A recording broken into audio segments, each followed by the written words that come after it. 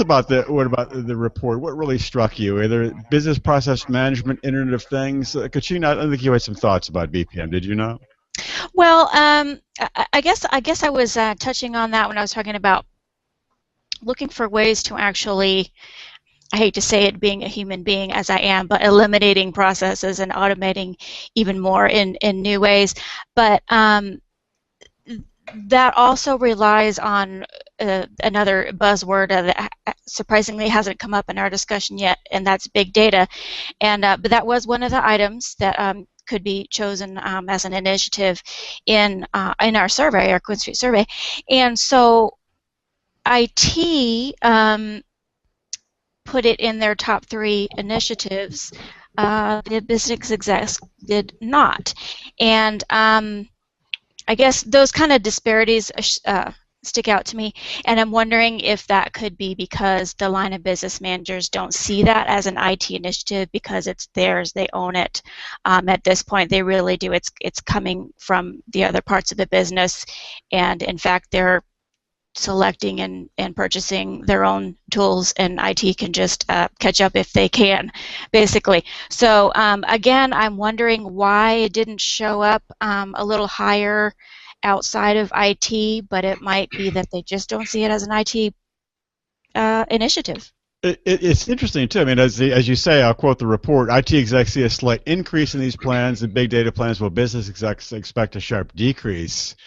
Interesting difference of opinion there. On the 2, I would say, I mean, the business execs are reading it. I'm thinking, well, we put money into this, and maybe we have enough money for now. Where I think the IT execs are closer to the flow of data, and they're realizing there's still a lot of profit to be made by continuing to to invest more heavily in big data.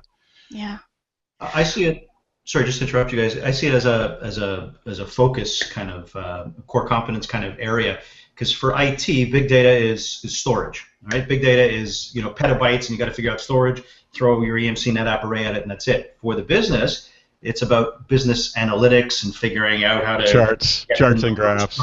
So there's a lot of value for IT. There's value too, but you throw your storage array at it. By definition, usually big data is unstructured, so you throw it in what's the big term? The data lake, as it were. Yes, I love the term data lake. Yeah. Which basically just throw it all on a big array, and then you let the analytics engine figure it out. So for IT, big data is almost, I hate to say the word because somebody will yell at me afterwards, but it's easy. Because it's just a massive pool of storage data, leave it there, and then the business, you guys go figure out what to do with it. Right. Yeah. Chris, something else that struck you from the research that really, really made a difference to you? Yeah, everything about the smart technology maps exactly to what I'm seeing on a daily basis. In other words, I'm seeing companies come up with an analytics option, it seems, for almost every new app or new product that's coming out. Either it's within the app, or it's the company has partnered with somebody else to bring it in. Most of the time, there's a connector, an API, or something to an analytics engine somewhere, and these are used on the front end and the back end. So, for a customer-facing app, it's all about the customer, saving the customer information, finding out the tendencies of the customer real quickly so that the apps can point to them and be relevant to them. And then on the back end, it's all about monitoring the apps themselves, the usage, the places where people are coming in from the web and all that stuff, so that spikes can be predicted, et cetera, et cetera. And I'm seeing that, and because the analytics options are so, like Sean said, easy. That's a word. And that's the word that I'm thinking of. The interface may be easy in some instances. Interface, yeah, it is. Hopefully. That's what I meant. Yeah. To get them connected with new apps and new products like this is much easier than it used to be. It's still not an easy job, obviously. I mean, you've got highly trained tech people that can do this, but it's becoming a lot more prevalent now, and the interfaces are becoming much more understandable and user-friendly, to coin a phrase, by employees and by users alike, and that is mapping to the numbers I'm seeing here in the survey, for sure. Is that related to the idea we were talking about with the Holy Trinity of, I think it's automation, intelligence, and one other element? Well, what I did? The Holy Trinity? Yeah, the Holy Trinity was 3 things, and then, James, after we talked about that, I thought of 2 more. So Oh, it's God. not a trinity anymore. It's the holy quintuple or something, The whatever. Okay. quintuplet, yeah. And Okay. I'll read them here Oh, good. Good. since we just real quickly because I can't remember. No, actually, I haven't. The five most important elements in new gen IT, and I think that an app or a product of any kind, whether it's a hardware app or a hardware with app in it, or a cloud service or an on-premise app, if it doesn't have intelligence and analytics, and if it's not really usable, if it can't scale, and if there's no automation involved and the security is questionable, any of those are out, your app is probably not going to succeed. You have to have those elements. Right. Because first of all, if the user can understand the interface, it's going to become shelfware. If it's not secure, it's going to become shelfware. If it doesn't scale out like it should because of all the burgeoning number of users that we have on mobile devices and at home on laptops and desktops, it's not going to work.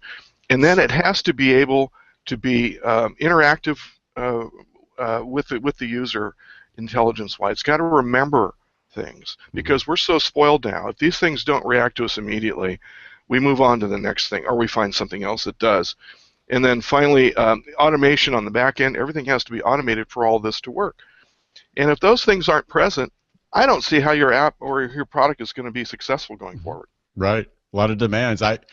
It's interesting from the research. I think this is page 6. They talk about executives' 2015 top IT challenges. Number 1 is lack of resources. Number 2 is increasing complexity of technology. 3 is disaster crisis and preparation. 4 is dealing with an explosion of data. I mean, if you add those together, that's a pretty serious set of challenges. We don't have enough resources. It's too complicated. We have to prepare for a disaster, and our data is exploding for us in front of us. Yeah, the sky is falling, James. I don't know. There's an answer to the lack of resources thing, which also kind of relates to what Chris was saying. One more item that I would add to the holy quintuplet or quintuplet. Make it a sextuplet. Yes. Exactly. I'd call it open source because with open source, that's how you can also help with the lack of resources because no one company can know everything. So when you have that community, as it were, and people can contribute in, that will work. Think Cloud Foundry, for example. So many major IT vendors, IBM, HP, etc., EMC, Pivotal, many more, all contribute in. EMC Pivotal could have done it all on their own. They didn't. They've got the benefit of a larger community, and you have more developer resources as a result. So not only is it open source, but they solve or help to solve that lack of IT resource issues. So open source in the mix is kind of interesting. There was a really interesting Linux Foundation study out the other day, and I'll have a version of that study on Datamation for you tomorrow, James. Oh, good. From the Linux Foundation. I wasn't so sure about their math, so I've got to double check some things. But they're claiming that the value of Linux Foundation collaboration projects is $5 billion. I'm not so sure if it's $5 billion. Pretty big number. Yeah. I bet you it's higher than that, actually. I think that's low. Okay. You know what? We would not have the IT world or the internet or devices or cars or anything without the open source community. Absolutely. But their study wasn't just Linux. They were talking about their collaboration projects. So Linux, yeah, for sure. But anyway, there's a value, whatever it is. We'll call it 8, 9, 10 figures, because that contributed. But more importantly, the time, right? Because one company, you have 100, 10,000 developers, no more. You have an open source community, multiple contributors, multiple developers in multiple places, and you just have that scale. And that can help for the lack of resources issue, and it's also helpful for adoption for any type of next-gen IT, because then no company has to be too worried about lock-in, which is always a risk, because nobody wants to invest the time, energy, resources to deploy something, to have a company go belly up the next week, and then you're stuck trying to maintain something that nobody's going to help you out with that you can't do on your own. Right. Good point. And business process management actually made a pretty healthy showing in the survey. So, there's quite a bit of interest in BPM. Katrina, did you notice the BPM interest in the survey? Katrina, are you there? Oh yeah, I did.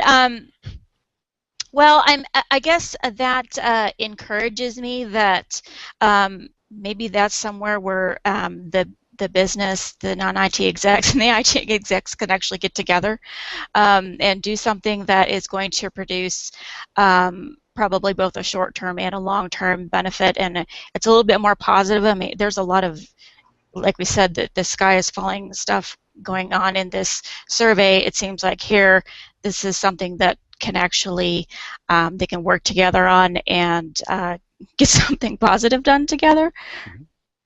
It's interesting, quoting from the survey, it says, quote, lack of resources and the increasing complexity of technology are the two most cited IT challenges among the executives surveyed in 2015, just as they were in 2014. I think part of that relates to the increase in business process management, because it's a way to make a systematic approach. And in theory, you can automate workflow with a good BPM solution. I think some of the managers are saying, is there a way we can get more from our existing staff?